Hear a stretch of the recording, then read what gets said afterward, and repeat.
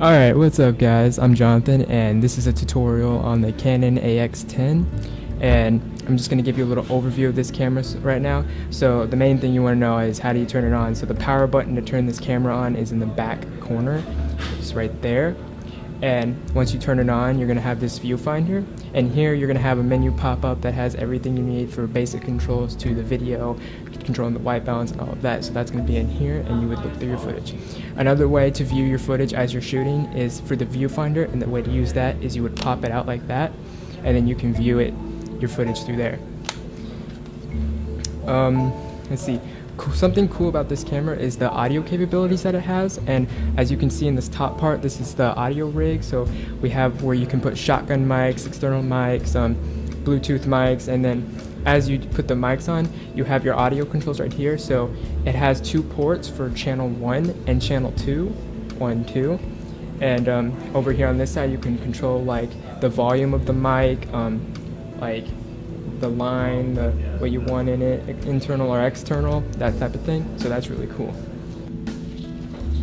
Alright, so we're going to turn this camera on, and then we're going to go to the viewfinder. So right now it is in auto, which basically does everything for you, and I'm going to take you over some of the things in the home screen that you're going to see. So you have function, which takes you to like different things that you can do. Right now I'm in auto, so that all it gives me. And then that's photo, that's to take pictures and stuff, and you have your zoom, you can zoom in on the touchscreen. I'm going to take you into manual mode so I can show you the different features. Alright, so right now I am in manual mode, and in manual mode you have a lot more options. So if you go to function in manual mode, you have like the white balance, the focus, the exposure, all of that, so you can mess with those. You have your zoom and stuff. And so another mode that is on here, you have auto, you have manual, and then you have cinematic. And cinematic is cool because cinematic turns it into a more like cinematic shoot. So like it drops it to 24 frames per second. If you move that around, you can tell kind of like that it's playing back not as fast.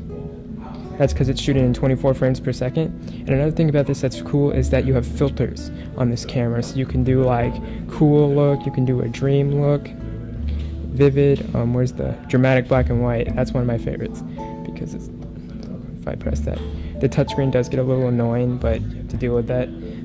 So there's dramatic black and white, and you can do that.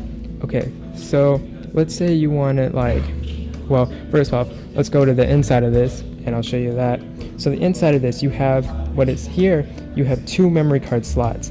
And the reason it has 2 is because 1, you can have lots of storage, or 2, you can save and back up your files. So let's say you're working on a project and you want to copy your footage onto both memory cards, and then you have your footage on 2 different memory cards, which will back it up, which is very helpful.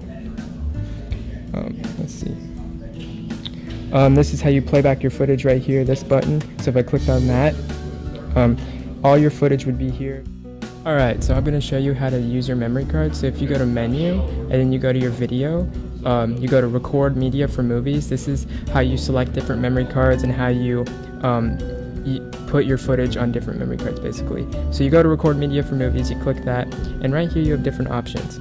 You have internal memory, and then you have A and B. And A and B are your different memory cards. So if you have a memory card in the A slot, and you want to put footage on that, or have footage go to that memory card, you would select A.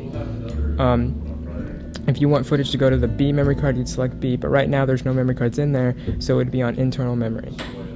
Another thing that you can do is for when you have an external mic plugged in, you want to go down here to audio output channel. And if you have headphones plugged in, like I do right now, you want to have channel 1 set, because I only have 1 microphone plugged in on channel 1 right now.